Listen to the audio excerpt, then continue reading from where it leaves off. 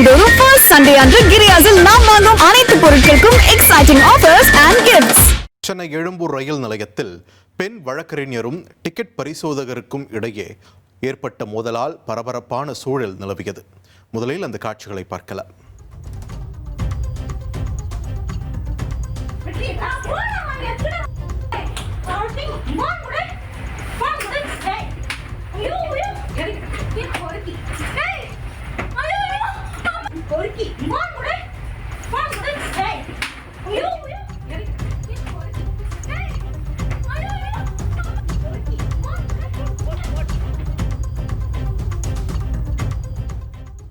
தொடர்ந்து கூடுதல் விவரங்களோடு இணைகிறார் எமது செய்தியாளர் சசிதரன். வணக்கம். இந்த மோதலுக்கு என்ன காரணம், என்ன நடவடிக்கை முன்னெடுக்கப்பட்டிருக்கு தொடர்பா விரிவா பதிவு பண்ணுங்க.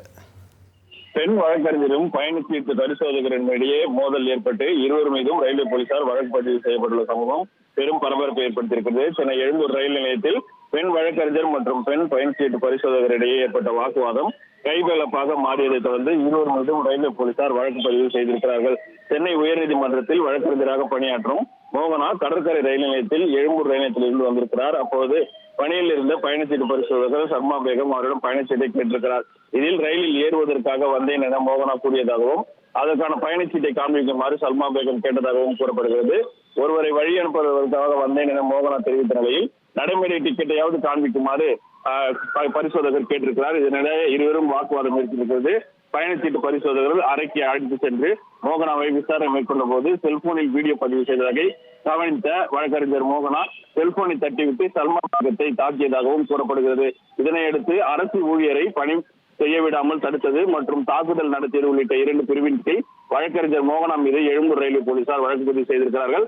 அதே போல் வழக்கறிஞர் மோகனா அளித்த புகாரின் பேரில் தகாத வார்த்தைகளால் பேசியது, செல்போனை பறித்தது மற்றும் மிரட்டியது உள்ளிட்ட சட்டப்பிரிவுகளின் கீழ் பயணச்சீட்டு பரிசோதகர்கள் சல்மா பேகம் மீதும் ரயில்வே போலீசார் வழக்கு பதிவு செய்து விசாரணை மேற்கொண்டு வருகிறார்கள்.